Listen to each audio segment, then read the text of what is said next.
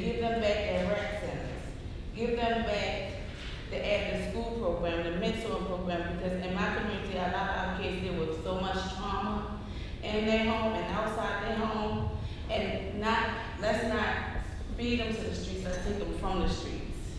Thank you. I just want to say that, most importantly, we have to focus on building a village for the kids. Because right now, they rely on the streets. A lot of people here, they said a lot of, I don't want to repeat myself, but as a father sitting here with both my kids, I can't depend on you to secure a future for my kids. My goal is, like I said, to open a dialogue, okay?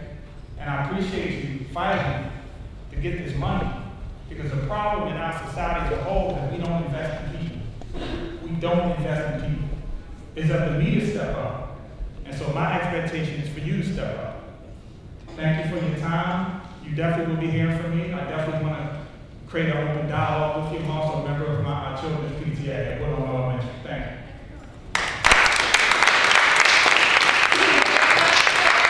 My son's high school. We have a space inside the high school. Doing a lot of mentoring of the kids there. And there's trauma, and there's a lack of jobs. And I want to thank you guys for standing strong, putting $4 million back into the community schools after out of school time. I saw many kids who had come to me, some actually admitting to me that they started popping pills because they had trouble dealing with Ananias' death. Now they're up to 5 to 6 pills a day. And I just ask that you guys continue to push for programs around trauma and also jobs during the school year for these kids, because Dante, the young man who actually stabbed Ananias 2 weeks before that happened, he came back to me and asked me if I could hire him, if there was a job. And I asked him to stay in contact with me. And I just think if many of these kids were to have these after-school programs that actually feed into them, where they can get many of their stressors off of them, or some actual jobs during the school year, then we can save a lot of the kids that we lose during the school year, and not just save them from murder, but also feed into them, getting them into college, getting them into programs to get jobs, while continuing to help to make that community better. I used to work in the juvenile system. So getting kids involved in something when they got out of the system, because it was always, I felt like a revolving door. Their motto was 3 meals and a snack to bring you right back. And that's a sad thing when you should be home trying to make something of your life.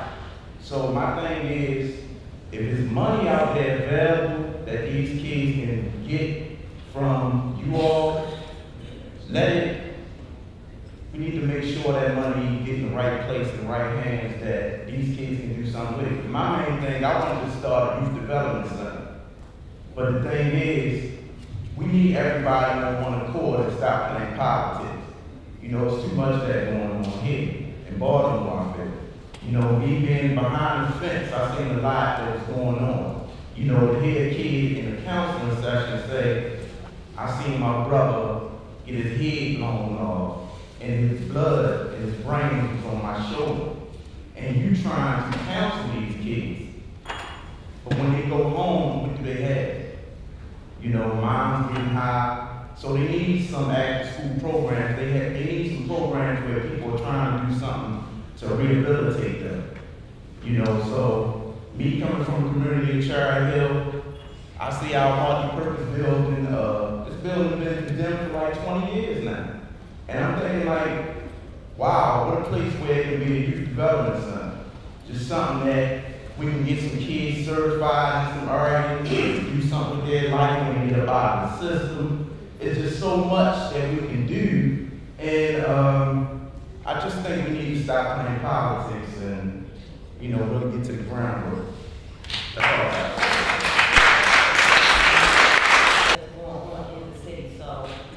If y'all say we're from our future, what are we gonna have? Like, these kids need something, like, to do to stay out of trouble. If y'all take these things away from this money, what are our kids gonna do? They are our future, so what are we gonna depend on? Like, we're not gonna be young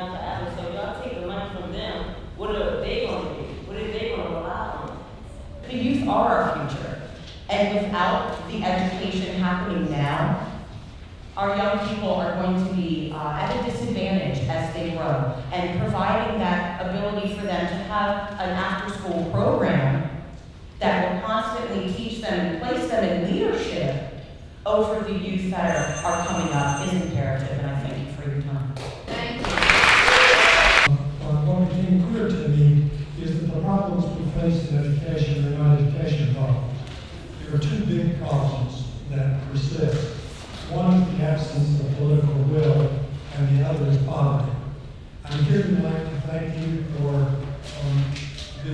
your support for this important small step that relates to both of those. You've demonstrated in my judgment the political will that was necessary to restore these $4.2 million. It may be small, but it's big for the several thousand kids that are going to be affected by that. It also obviously affects poverty because the opportunities of after-school programs, the opportunities of food and dental support, and medical care, and a whole series of other things lie at the heart of these challenges that we face. So it is basically within that framework that I simply want to say thanks for this moment and ask that as we look forward, whether it's looking to renew the entire school funding system in Maryland and a host of other things, that same sense of political resolve be maintained. Thank you. School-age child care program provides adequate daycare services before and after care for our children. For us to be 100% employees at our jobs every day, because you are us and we are you, we have to have safe care for our children every day. I cannot be at my job 100% if I am worried about the safety of my child. And these programs, along with a lot of the partnerships that we have with 4-H, allow us to provide after-school care, food for our children. We also are able to just do different programs, whether there are trips, whether there are other different activities that our kids can do involved with STEM activities. But like we've all said before, these programs like this are invaluable to us. And that if you would like to make a stand and say that jobs are important, this is how we keep our jobs every day, is having a place, a safe haven like this for our children. Thank you. We'll be short because we're not investing into the children, and children go forward down the wrong path. We'll have more jury selections as opposed to people on the right side of the law. Thank you. Have a good evening. Okay, that's when you see kind of the difference of our city. What I've noticed is that as far as taxes go and then just money goes, go downtown, for example, you have the stadiums, you have these casinos that were built from what I found out, what I've known, to bring revenue to the city. It doesn't seem like that's happening because if I'm on that side of town or that side of the city and I go up the street off of Penn or wherever else and I'm seeing boarded homes and that stuff, and buildings that are running, falling down, that's letting me know that these funds are not being appropriated where they need to go. Something's wrong with that. As far as taxpaying, I look at taxpaying as an investment. Well, it really is an investment. So if somebody is getting taxes taken out of their check or what they put in, the time they put in, they should be getting back a return for what they've invested. If they're not, then there's no question as to whether the city's doing what they're supposed to do, they're just not doing it. In order for us to continue to be contributing citizens to our community, we need affordable child care. I'm a parent of students that attend Baltimore City Public Schools. Many of you don't know me, I'm a community school coordinator, also an advocate, and also a laid-off employee of Baltimore City Schools as of last year. You've heard the cries and the pleas of the community. I've even heard more beyond what we're talking about and wanting to address for the purpose of us coming and gathering today. All of these things impact jobs. school-age childcare centers and lack of funding or support affects jobs. Seeking them or maintaining the ones that folks are currently working at and trying to maintain to keep their families sustained.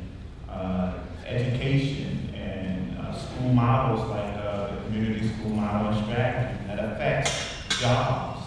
Before and after care programs or the lack thereof, the lack of support or funding that's required necessarily affects jobs.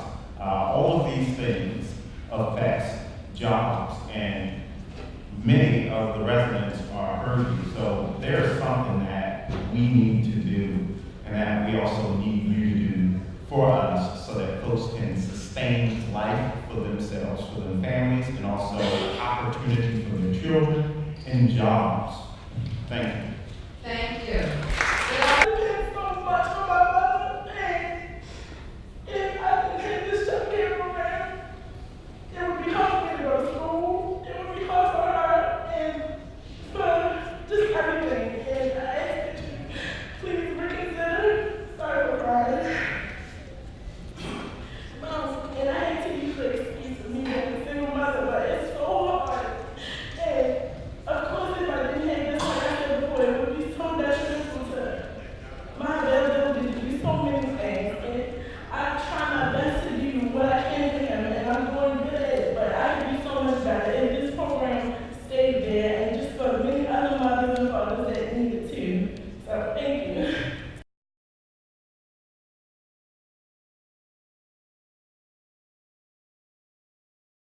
My name is Ellie Mitchell. I am the director of the Maryland Full-Time Network and also a Baltimore City taxpayer, a member of the Baltimore Education Coalition. This budget cycle could possibly be a play called Much Ado About 4.2.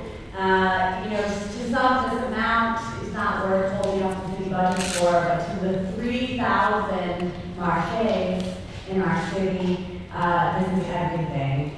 I know you guys got a lot of work to negotiate on this, and I appreciate that, but your jobs are not done yet.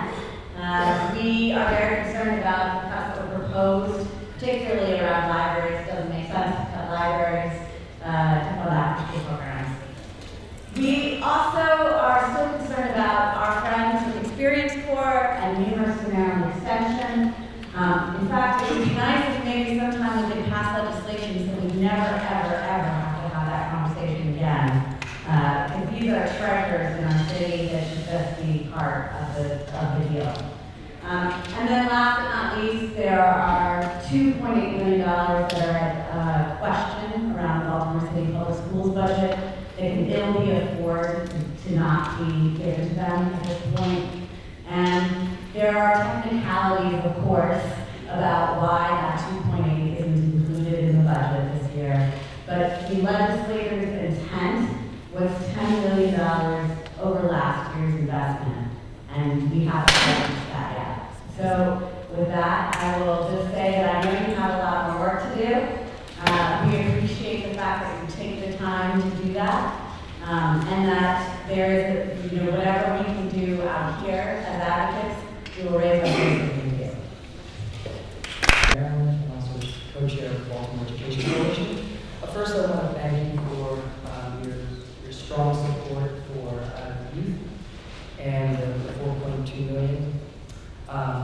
We understand that there's some issues with that, and I won't repeat what Ellie Mitchell had said, but we are behind any fixes that won't take away from youth, and also supporting Experience Corps 4-H and daycare programs. I want to talk about the issue of the 2.8 million or 10 million. So we understand that there's a DG opinion, and I heard in committee yesterday that this body, the council, is going to wait to hear direction from the AG's office. And that's great, but we wanted to make sure that you understood our position on this as well. And I'll leave you a copy of the letter that we sent to the mayor, as well as the language in the state budget. The state budget says that 10 million must be given above the FY16 appropriation. So if you look at the simple language, The appropriation includes MOE and the other things that's given to city schools, including that 2.8. That's also the intention of the legislature because we were trying to fill the $25 million gap in state funding that we saw in the governor's proposed budget. It wasn't because the governor tried to cut education from Baltimore City, it was because we lost enrollment and the city's wealth has grown. So as a result, we saw a $25 million reduction in state funding. The coalition worked hard. We went to Annapolis, we turned out hundreds of people, and the governor came through with billing in a little more than half of that $25 million, $12.7 million in the supplemental budget. The legislature then included language in the budget to require Baltimore City to include that extra $10 million, and it's because of that whole $25 million loss. So we want to make sure that we understood. And we just lost, 171 staff at the school system. So I don't think we need to be, fighting over this obscure language in the budget, what negotiations happening behind the scenes.